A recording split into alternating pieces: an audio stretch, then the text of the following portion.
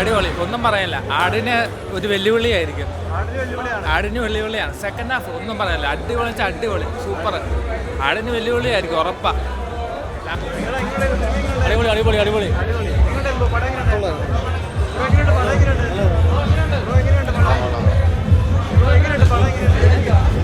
അടിപൊളിയാണ്, അടിപൊളി. ഏതാ കേട്ടില്ല? ആ, പ്രതീക്ഷിച്ചല്ലോ. ഫസ്റ്റ് കുറച്ചുകൂടി ടോപ്പാണ്, സെക്കൻഡ് കുറച്ച് ഫസ്റ്റ് ടോപ്പാണ്. അതിനൊത്ത വില്ലനുണ്ട്. നല്ല പടം, രാജ്യത്തിന്റെ പടമല്ലേ, നന്നായിട്ടുണ്ട്. അല്ല, രാജ്യത്തിന് വേണ്ടി ചെയ്തേക്കണ കാര്യങ്ങളല്ലേ, അപ്പോൾ അത് കുറച്ചും കൂടി ലെങ്ത്തിൽ കാണിച്ചാലാണ് അതിനൊരു ഫീല് കിട്ടുള്ളൂ. ലാഗൊന്നുമില്ല. വയലൻസ് ടോപ്പ് വയലൻസ് ആണ്.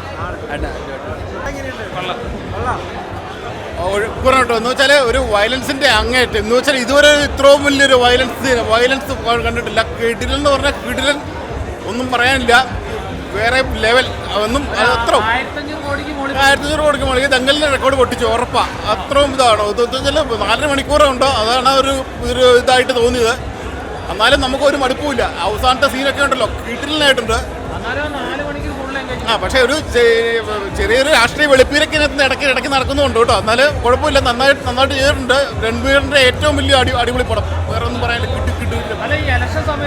അതാ പറഞ്ഞേ, ഞാൻ പറഞ്ഞ ഇലക്ഷൻ സമയത്തെ ഒരു വെളുപ്പീര് നടത്തിയിട്ടുണ്ട്. അത് ജനനായകൻ അതില്ലെന്ന് തോന്നുന്നു. ജനനായകൻ ഇവർ ഒളിപ്പിച്ചു വെച്ചല്ലോ. ഇലക്ഷൻ സമയത്ത് ഇത്ര ഒരു പടം ഇറക്കിയതിൽ ഒരു കോമഡി ഒന്നുമില്ല. പക്ഷേ മേക്കിങ്ങിലും അടിപൊളിയിലും വേറെ ഒന്നും പറയാനില്ല, കിടിലം പടം തന്നെയാണ്. പക്ഷേ ഈ സമയത്ത് ഈ പടം അതാ അങ്ങനെ ഒരു സംശയം തോന്നുന്നു കേട്ടോ. വേറെ ഇത്ര വെളുപ്പിൽ നടന്നിട്ടുണ്ട്.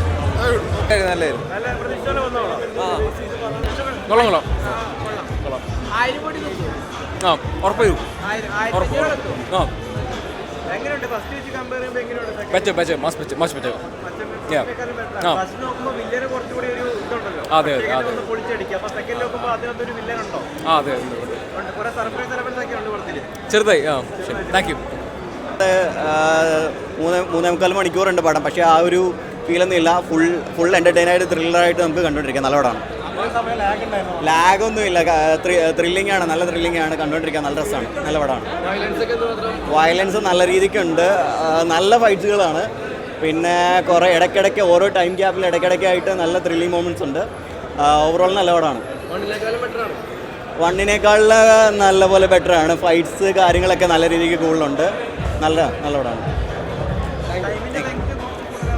ഇല്ലില്ല, ലെങ്ത് അത് കുഴപ്പമില്ല, നമുക്ക് കണ്ടിരിക്കാൻ പറ്റുന്ന ത്രില്ലിംഗ് ആണ്. ഇടയ്ക്കിടയ്ക്ക് ഓരോരോ ഇതുണ്ട്. അപ്പം നമുക്ക് അറിയാവുന്ന ഹിസ്റ്ററീസ് കുറേ ഇങ്ങനെ വന്നുകൊണ്ടിരിക്കുന്നുണ്ട്. അപ്പം രസമാണ്. ഇല്ലില്ല, ലാഗൊന്നും ഇല്ല, നല്ല പടമാണ്, കണ്ടുകൊണ്ടിരിക്കാൻ രസമാണ്. കണ്ടില്ല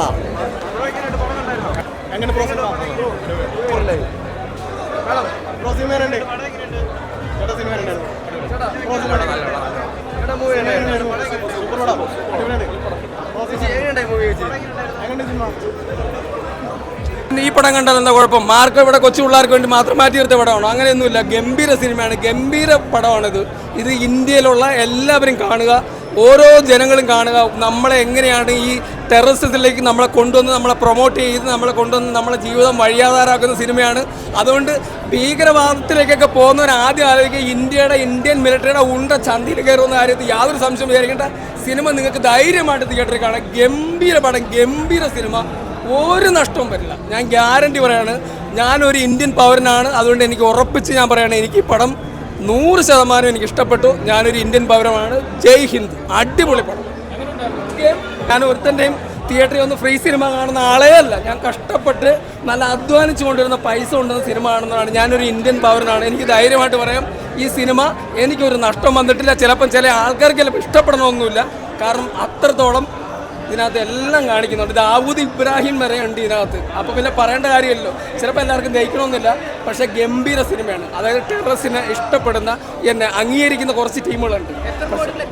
ഇത് 1000 കോടി ഉറപ്പിച്ചോ നിങ്ങൾ? ഒന്നും വിചാരിക്കാനില്ല. ഇത് ഗംഭീര സിനിമയാണ്. കേരളത്തിൽ നല്ല ഒരു ലെങ്ത്തും കൂടാതെ 4 മണിക്കൂർ എവിടെ പോയെന്നാ പറയണത്. ഒരു ബോറും ഇല്ലാണ്ട് 4 മണിക്കൂർ കണ്ടെന്ന് പറഞ്ഞാൽ എനിക്ക് ഒരു ബോറും അടിച്ചില്ല. ഞാൻ തിയേറ്ററിൽ ഇരുന്ന് കണ്ടിട്ടുള്ള, ഞാൻ തിയേറ്ററിലെ പ്രേക്ഷകരെ കണ്ടിട്ടാണ് അഭിപ്രായം പറയുന്നത്. ഞാൻ എൻ്റെ വ്യക്തിപരമായി മാത്രമല്ല, തിയേറ്ററിൽ ഒരാൾ പോലും മറ്റൊരു ഫോണിലേക്ക് ഒന്നും പോയിട്ടില്ല. തിയേറ്ററിൽ സ്ക്രീനിലേക്ക് മാത്രം നോക്കിയിരിക്കുന്നതാണ്. നിങ്ങൾ എങ്ങനെയാണോ അതിനെ ബൂസ്റ്റ് ചെയ്യാൻ ആഗ്രഹിച്ചത് അത്തരത്തിൽ ബൂസ്റ്റ് ചെയ്തോ അതിന്റെ മുകളിൽ നിൽക്കും. അതായത് ഏറ്റവും നല്ല ഗംഭീര കളക്ഷൻ ആയിരിക്കും. ആരെയല്ല, എൻ്റെ AK-47 ഉണ്ടായിരുന്നെങ്കിൽ സത്യം പറഞ്ഞാൽ എനിക്ക് അപ്പം തന്നെ അങ്ങ് വെടിവെച്ച് കൊന്നാലെന്ന് ആലോചിക്കാണ് തീവ്രവാദികളെ. 1000 കോടി കയറും. നിങ്ങൾ ഉറപ്പിച്ചോ? ഞാൻ പറഞ്ഞിട്ടുള്ള ഏതെങ്കിലും ഒരു സിനിമയ്ക്ക് നിങ്ങൾ നഷ്ടം വന്നിട്ടുണ്ടോ? നിങ്ങൾ കാണുന്ന പ്രേക്ഷകർ നിങ്ങൾ സിനിമ കണ്ടോ? ഒരു നഷ്ടമുണ്ട്. ഈ സിനിമ 1000 കോടി അടിക്കും എന്നുള്ള ഗ്യാരണ്ടിയാണ്. ഇതല്ലെങ്കിൽ ഞാൻ ഇതോടുകൂടി തിയേറ്റർ റിവ്യൂ നിർത്തും.